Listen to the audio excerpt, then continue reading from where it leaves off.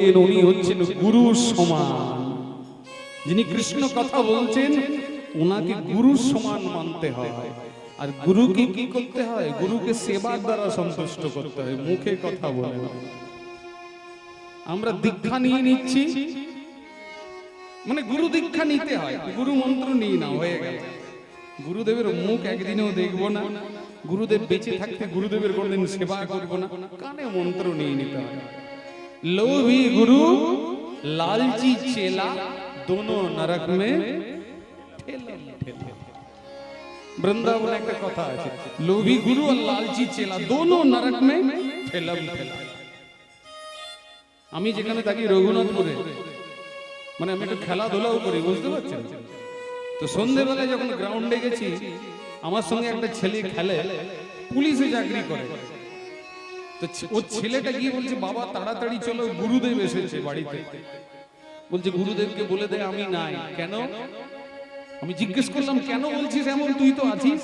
বলছে ঘরে গেলেই গুরুদেবকে 100 টাকা প্রণামী দিতে হবে, থেকে না যাওয়া। হায় রে শিষ্য, আর হায় রে গুরুদেবের কপাল।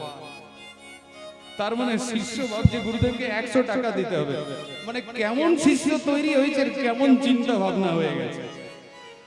গুরু আর শিষ্যের সম্পর্কটা স্বার্থের নয়, পরমার্থের। বর্তমানে তো সবাই ডেকে ডেকে দীক্ষা দিয়ে দিচ্ছে। কোন কীর্তনিয়া গান করতে আসছে, সেও বলছে দীক্ষা দিয়ে দেবো। হ্যাঁ, আমার কাছে নাও। আরে কীর্তনিয়া কীর্তন করছে, কীর্তনিয়া দীক্ষা গুরু হবে কেন বাবা? ও ভালো কীর্তন করতে পারে, এটা আমি মানছি। কীর্তনিয়া ভালো কীর্তন করতে পারে, তুমি দীক্ষা দেওয়ার অধিকারটা তোমাকে কে দিয়ে দিল বাবা?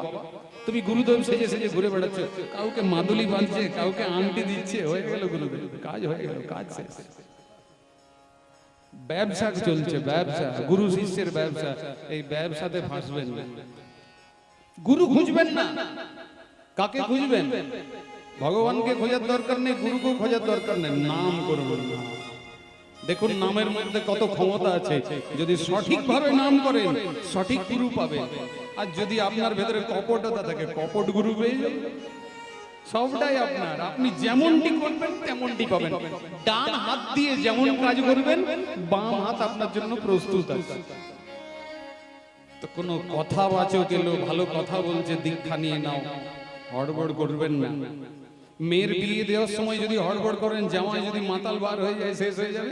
আর গুরু যদি বার হয়ে যায়, সেরকম মুখ দেখাবার জায়গা পাবেন না। সময় নিন, সময় নিন, এত হড়বড় করবেন।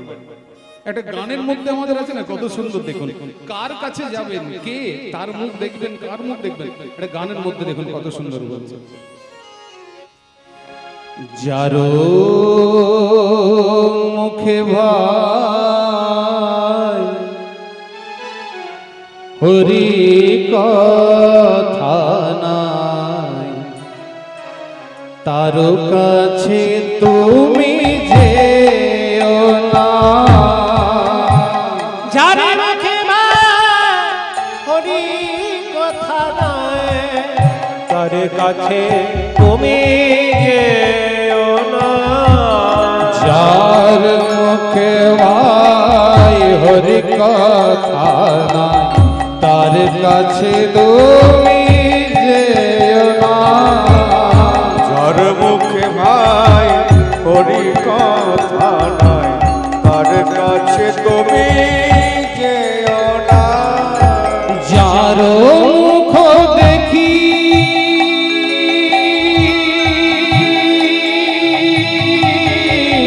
ভুলে যাবে হরি,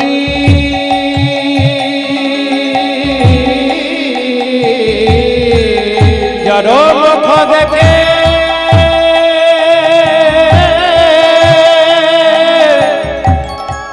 ভুলে যাবে ভরে। তুমি যার মুখ দেখি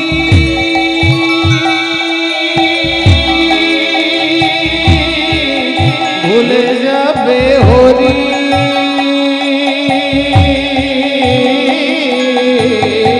তুমি যার মুখ দেখে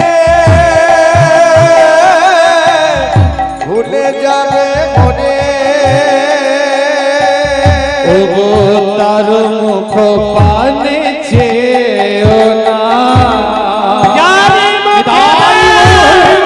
হরি কথা না তার কাছে তুমি যেও না তার মুখে ভয় হরি কথা নয় তার কাছে তুমি যেও না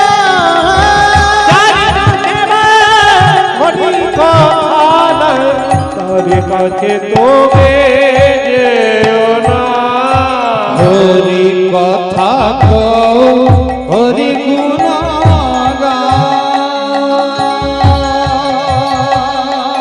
হরি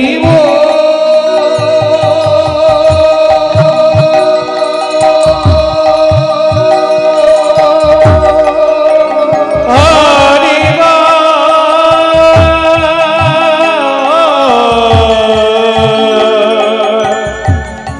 হরে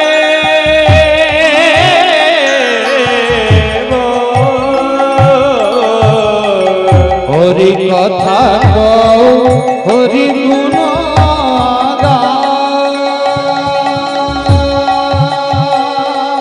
হরি নাম রসে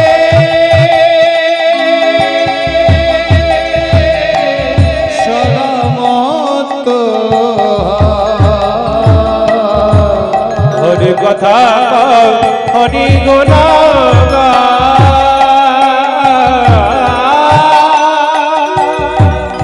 হরি কথা রসে হরি গুণ হরি নাম গীতি গাও নীতি নীতি হরে রাম গীতি গানীতি নীতি হরি নাম গীতি গাও নীতি নীতি হরি রাম গীতি গানীতি নীতি জোড়াবে মনের যাতনা যার মুখে ভাই হরি কথা নাই তার কাছে তুমি যেও না তার মুখে ভয় হরি কথা নয় তার কাছে তুমি যেও না যার মুখে ভাই হরি কথা নাই তার কাছে তুমি যেও না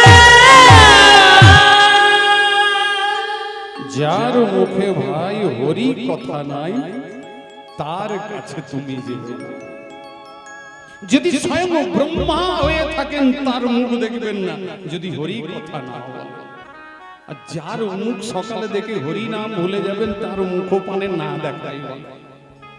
এমন মুখ দেখে কি লাভ যে মুখ দেখে ভগবানের কথা ভুলে যাব, দরকার নাই এমন মুখ দেখা।